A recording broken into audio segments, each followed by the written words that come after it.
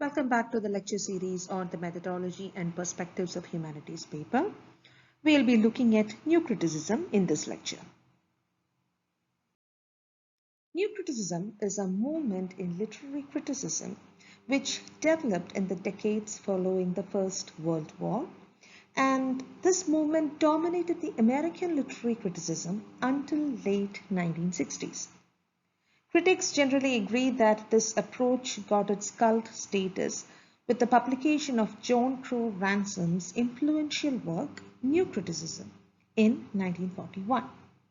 The new critics were considerably influenced by T.S. Eliot and I.A. Richards. Their critical ideas, their critical notions invariably influenced the shaping tenets of new criticism. Let's take a look at the major new critics. Cleon Brooks, Robert Penn Warren, William K. Bimset, Alan Tate, R.P. Blackmer, and J.C. Ransom are some of the influential new critics. We move on to the basic tenets of new criticism.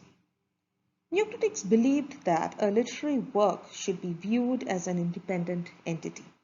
So the basic idea of literary criticism is the detailed, very minute analysis of a literary work, and you should not take into consideration the social and biographical factors that are associated with the work. So new critics believed that external influences or historical perspectives should not be taken into consideration while analyzing a literary work. So you can say that the basic tenet of new criticism was that a literary work should be studied as an independent and self-sufficient verbal object, as M.H. Abrams puts it. And new critics also promoted the technique of close reading or explication. So close reading means a very detailed, very thorough analysis of the literary text. So according to M.H. Abrams, close reading is the detailed analysis of the complex interrelationships and ambiguities of the verbal and figurative components within a work. So through close reading, the critics wanted to give meticulous attention to all the components of a literary text. Now let's take a look at how new critics looked at the literary language. New critics considered literature to be a special kind of language, and this language is distinctly different from other kinds of language. So literary language is different and distinct from scientific language and is primarily concerned with figures of speech or symbols. Cleon Brooks felt that the literary work should be taken as an organic whole, and the overall structure should be analyzed along with its verbal meanings. The separation of the two will result in what Brooks termed as the heresy of paraphrase. New critics did not attribute much importance to the difference that existed between the various literary genres.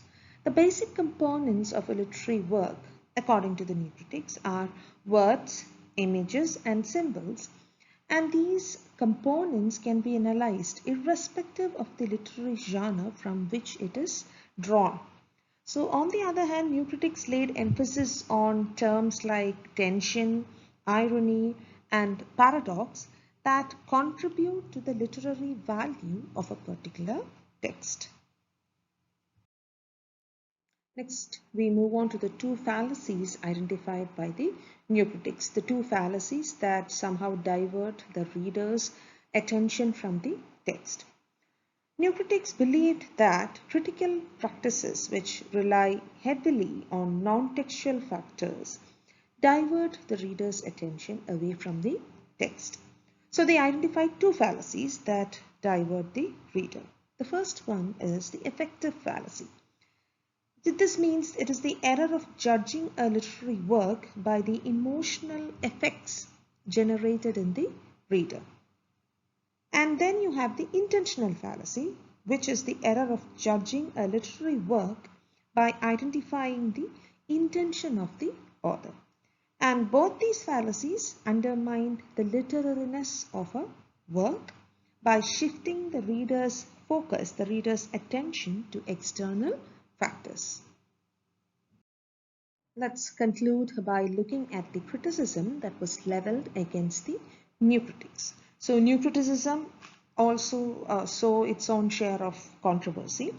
It had its own detractors because literary historians have been quite critical of new criticism because it had a tendency to ignore the historical meaning of words and the pattern of ideas that existed in a particular period. A more serious allegation was that new criticism had reduced all poetry to a formula. They were basically looking at paradox or structure, the texture of the text, and all these things. And therefore, in this pursuit to look at set patterns, they completely ignored the relationship between literature and life.